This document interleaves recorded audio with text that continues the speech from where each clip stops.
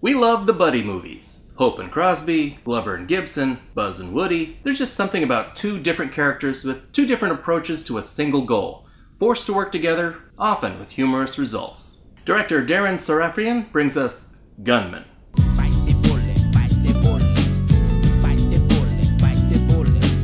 I'm ready, I got my snack, let's do this.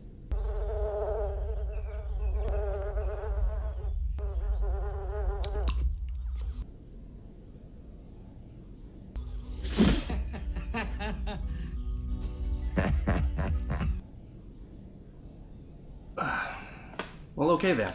We open on drug kingpin Peter Loomis, played by Patrick Stewart.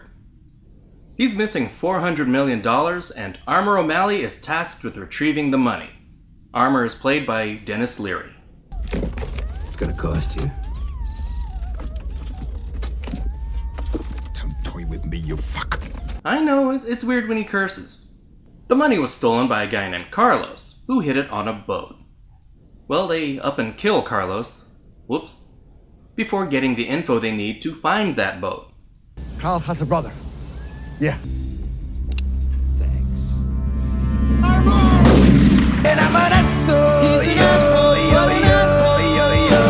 This guy again.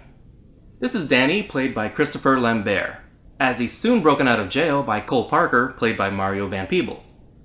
Thank you! Thank you! I mean, I've been waiting for that for months! Months! I'm so happy to see you! Who are you? You see, now they need each other. Oh, so why did you break me out? Well, the only reason I broke your flat ass out of jail was because your rich brother shared a little secret with you. Since Danny knows where the boat is, but Cole knows the name of the boat. And they really need to team up since Armor and his gang of goons are hot on their trail. But before Cole can turn Danny into the DEA, he slips away when he discovers his brother is now dead. Danny, of course, mourns his dead brother, then naturally moves on to get some. Wow. He was in jail a long time eating bugs and looking at this guy. What would you do? Oh, more! More! But Cole finds him by following his nose. Gross. So I guess he was there the whole time watching? He saw everything. Keep in mind, he could have grabbed him as soon as he entered the room, but he was cool enough to let him finish. But when O'Malley shows up, too late to cockblock, Cole and Danny are stuck with each other once again. They need to work together to stay ahead of the bad guys, even bad guys with aim this bad. So how does O'Malley stay so close behind them? They have a mole, of course, played by Robert Harper. We come to a hip-hop club in the middle of nowhere. While trying to commission a pilot, Dwayne Wayne is too stoned to fly. Wait, that's Kadeem Hardison. That really is Dwayne Wayne. Not that it matters, O'Malley catches our heroes. Like a good little soldier, he takes them back to his boss. Or instead, he delivers them a bag of lies. O'Malley reports that Danny is dead, which of course is a lie. I smell double cross. Oh, he is so on to you! You can tell a lot about a man from the way that he cleans his nails. Those are very dirty. I have nothing to hide. If that wasn't enough, there are more moles in this movie than something with a lot of moles. I'll think of something later. The armor's lying. Kill them all.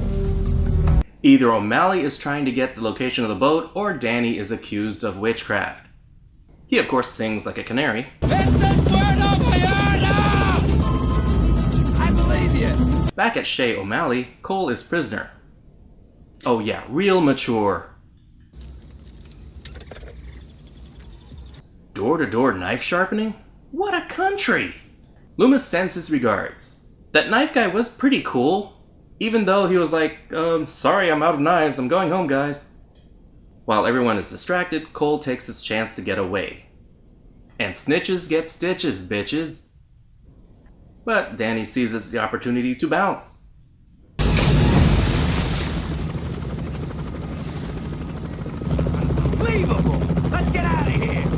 Reunited, and it feels so good. Looks like the balance of power has shifted. And now, you're broke. Basically, he's got no money to pay his own men. Quick, can I borrow about $40 million? No? Dick. Cole and Danny finally charter a flight and they're off to... What, you think Puerto Vallarta? Mexico? I love Mexico! Here we find out Danny can't read. Lots of famous people can't read. He's got a point there.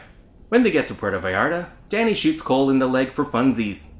Too bad O'Malley got there first. This is gonna be touchy. But first, payback is a bitch.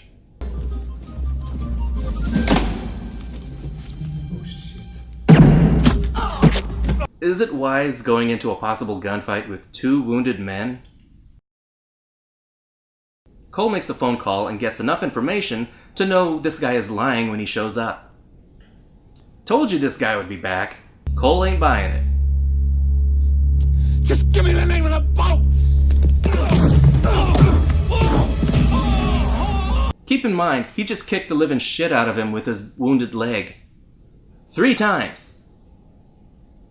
Respect. Finally, the boat, which they get started after teaching Danny how to read the letter I. Hey, I can read! I can read! Now they have to deal with boarders. That boat doesn't look big enough to have these 2 men hide from this many people, but just go with it. Just check and see if they're out there.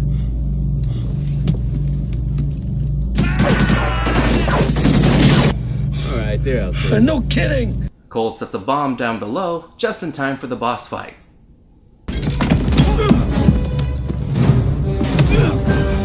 Know how I feel right now? Huh? I feel like a member of the Los Angeles Police Department. Dude, too soon. At the time this was released, that was way too soon.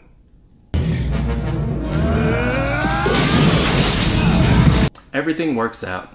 They jump overboard and the bad guys thin themselves out. Now I present to you the greatest last words ever. Fuck me. Sublime. The original lines weren't that good.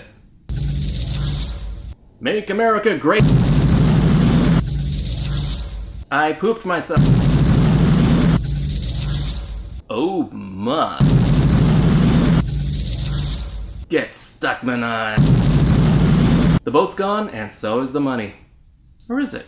Turns out that was the SS decoy, and the real boat is still back there. This shitty little fishing boat was the one everyone was looking for. 50-50 split right down the middle of his skull.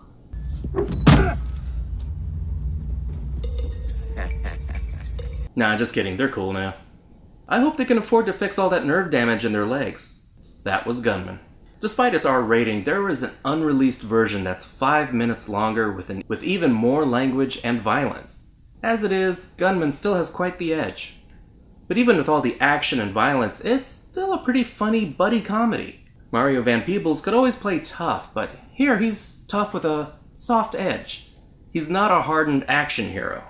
Christopher Lambert lets loose a charming, almost goofy persona that I found refreshing, unlike some of his other more serious roles. Cole and Danny have great chemistry together.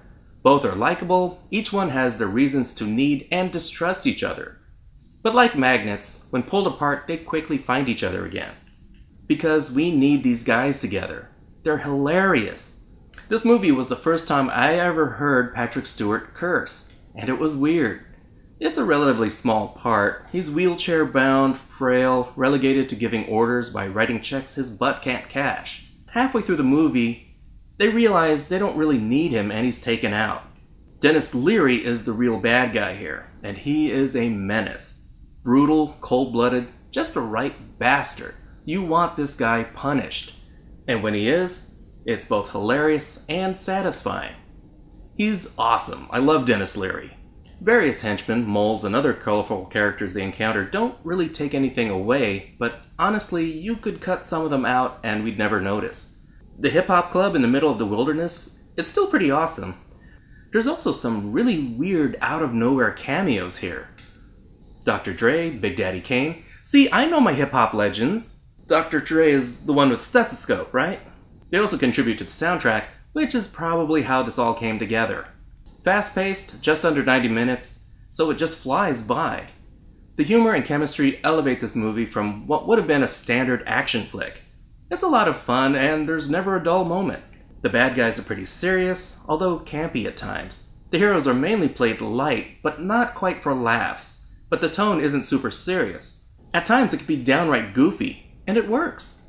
It's not a complicated movie. The twists are small, predictable, hardly anything that would surprise you really. But everything revolves around these two anyway, so the movie wisely focuses on them.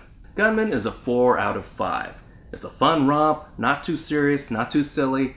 It's got heroes I care about and villains who get what they deserve. Thank you so much for watching. Like, subscribe, comment, you know, that stuff. This is theNewBee, and I'll see you later, kids. I'm really trying to think of a better outro, and I'm just terrible at these things, so, toodles!